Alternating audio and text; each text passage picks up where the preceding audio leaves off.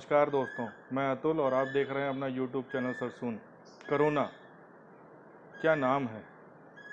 एक चाइनीज़ पैदाइश जिसने पूरे वर्ल्ड को तबाह कर रखा है। जिसको देखो वो कोरोना के पीछे भाग रहा है या कहिए कोरोना उसके पीछे भाग रहा है। लोगों के अनुसार कोरोना स्टार्ट चाइना से हुआ। धीमे धीमे देखते हुए पूरे वर्ल्ड पे छा गया। चाइना ही आज चाइना में ही आज इनके केसेस नहीं हैं। वर्ल्ड के बड़े से बड़े देश, बड़े से बड़ी कंट्री में कोरोना के मरीज हैं। चाहे वो अमेरिका हो, चाहे वो रशिया हो, चाहे वो ब्राज़ील हो, चाहे वो स्पेन हो, चाहे वो इटली हो, कोई भी हो। छोटे से छोटे, बड़ा से बड़ा देश कोरोना से आज प्रभावित है और इसका इफ़ेक्ट भारत में भी है। भारत आज के दिन तक लगभग 4.25 लाख मरीजों के साथ कोरोना में चौथे पायदान पे है। पर आप क्या जानते हैं कि आने वाले समय में कोरोना इंडिया को कितना ज़्यादा बर्बाद कर सकता है, कितना ज़्यादा दिक्कत में ला सकता है। ये एक सोचने वाली बात है। अमेरिका आज लगभग 24 लाख केस के आसपास अमेरिका में कोरोना से पॉजिटिव, और दिन रात दिन अमेरिका में केसेस बढ़ते जा रहे हैं। इसका बहुत तेज़ी से बढ़ता हुआ उदाहरण ब्राज़ील है।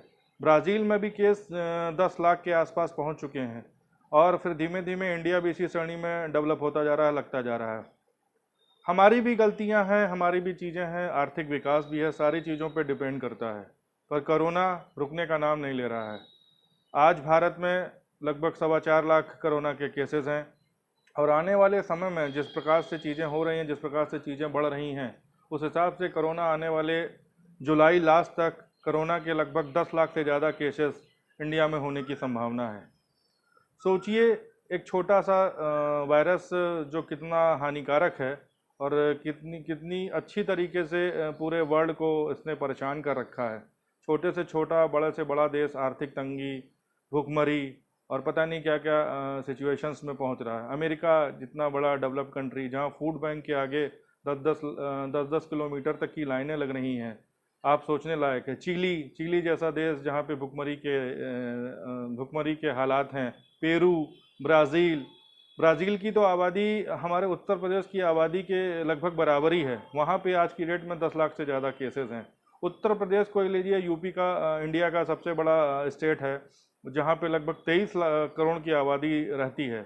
यूपी में भी आज की डेट में लगभग 18,000 से ज़्यादा केसेस हैं। क्या आपको ये लगता है कि ये केसेस सही हैं? जो भी देश या जो भी कंट्री आज की डेट में जो अपने डेटास दे रही है वो सही है?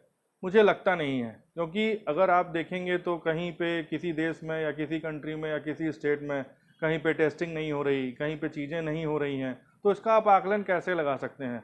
अभी बांग्लादेश में ही देखिए, बांग्लादेश में ही लगभग 1 लाख से ज़्यादा पेशेंट्स हैं।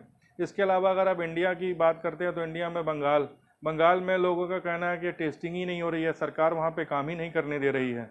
तो इसका मतलब क्या? अगर इस तरह की सिचुएशन रहती है तो आने वाले समय में मुझे लगता है कि वर्ल्ड में बहुत ज़्यादा केसेस होने की संभावना है। ये केसेस 1 करोड़ 2 करोड़ नहीं, 10 करोड़ तक भी हो सकते हैं। अब ये कैसे रुकेगा, वैक्सीन कब आएगी, क्या आएगी, इसके बारे में भी अभी सोचना और करना एक अपने आप में अभी सिस्टम में है ही है। इंडिया में जो आकलन या चीज़ें डेवलप हो रही हैं उसके हिसाब से अगर ये चीज़ें रहती हैं तो नवंबर 2020 तक कोरोना के केस लगभग 20 से 25 लाख होने की संभावना है। और इसके साथ साथ आज की डेट में अगर देखेंगे, चीनी बैक्टीरिया है ये, और इसके साथ साथ चीन ने इंडिया के ऊपर भी गलवान घाटी पे एक अटैक का माहौल बना रखा है। अब आप देखिए आने वाले समय में क्या होता है, कैसे होता है। अगर इसको रोका नहीं गया तो एक बहुत भयावह तस्वीर पेश करेगा जिसका कोई भी अंत नहीं है। सेफ रहें, घर पे रहें, जितना ज़्यादा से ज़्यादा हो सकें घर पे स्टे करें और कम से कम हो सके तो बाहर निकलें, क्योंकि इसका कोई अभी सलूशन नहीं है, इसका अभी कोई टीका नहीं है, इसकी अभी कोई सारी चीज़ें नहीं हैं। पर अगर आकलन की बात करें तो आने वाला समय और ज़्यादा भयावह है। नए नए देश जुड़ रहे हैं, नई नई कंडीशन आ रही हैं। पाकिस्तान है, बांग्लादेश है, चिली है, ब्राज़ील है, दक्षिण कोरिया है, अफ्रीका है, तो बहुत सारे छोटी छोटी कंट्रीज आ रही हैं। मतलब आज की डेट में कोई ऐसी कंट्री नहीं होगी जहाँ पे कोरोना का वायरस नहीं होगा। आने वाले नए विशेषांक के लिए आप हमें लाइक करें, सरसून को लाइक करें और देखते रहें। नमस्कार, आदाब, सत श्री अकाल, जय हिंद, जय भारत।